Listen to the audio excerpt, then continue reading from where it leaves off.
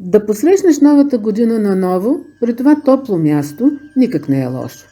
В това се убедихме аз и Катя, след като посрещнахме новата 2019 година в Аман, столицата на Йордания. За новата 2020 избрахме остров Малта. Защо Малта? Защото по това време на годината там е топло, но не е горещо. Защото това е островът на рицарите хоспиталиери, митичният орден, създаден през 11 век и съществуващ и до днес. Защото е нещо различно и защото заслужава да се види. Остров Малта е част от архипелаг от 6 острова, разположен в центъра на Средиземно море, между Сицилия и Африка. Със своите 246 квадратни километра, това е най-големия остров от архипелага, който включва още доста по-малкия остров Гозо, съвсем малкия Комино, с 3 официално регистрирани жители и още 3 миниатюрни и ненаселени островчета. Това всъщност е Република Малта, една от най-малките държави в света. Та думата ми е за острова. Скалист, безводен, неплодороден, но намиращ се на стратегическо място и извънредно живописен. По тази причина е колонизиран още от финикийците. В различни периоди от време на него са се подвизавали различни народи, но запомнящо се и до днес е 200 годишното присъствие на арабите, донесли на острова лимоновите и портокалови насаждения и сложната система от напоителни съоръжения. Тъй като на острова няма повърхностни води, още от тогава се е използвала безсолена морска вода. Останали са и имената на много от селищата на острова, включително на старата столица – Мдина, както и явното влияние на арабския върху малтийския език. След арабите, в продължение на 440 години Малта е владение на кралство Сицилия. До средата на 16 век, когато на острова се настаняват рицарите хоспиталиери от ордена на Свети Йоан.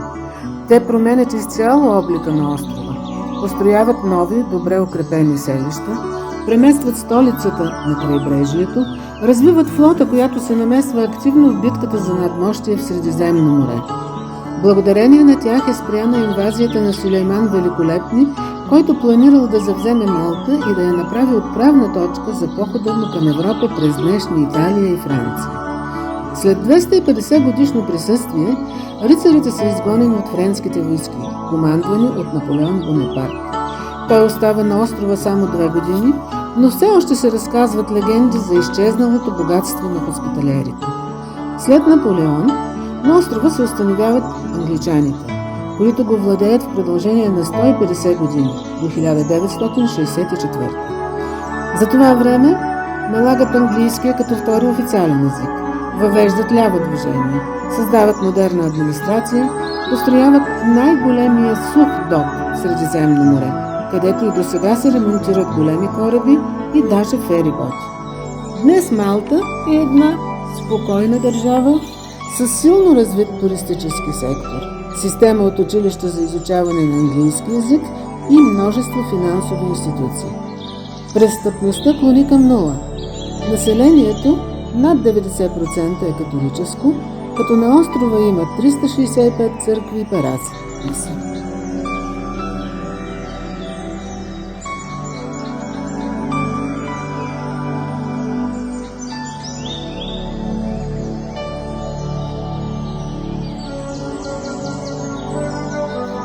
Мдина – старата столица на Малта. На арабски означава тържище, пазар. Построен от финикийците преди повече от 4000 години на хълм в центъра на острова. Сегашния си типично бароков вид градът дължи на рицарите хоспиталиери. Мдина е заобиколен от масивни крепостни стени и ров, който според нашата екскурзоводка никога не е бил пълен с вода. Единственият вход към крепостта е по живописен каменен мост. Затворен и замрял в рамките на крепостните си стени, Мдина със своите 300 жители като че ли живее в старите времена. Според легендата, Свети Павел е бил тук след преживяно корабокрушение. Затова и главната църква на града носи неговото име. Наричат Мдина Тихият град, тъй като движението на автомобили в рамките на крепостта е забранено. Или още най-арабският град на Европа.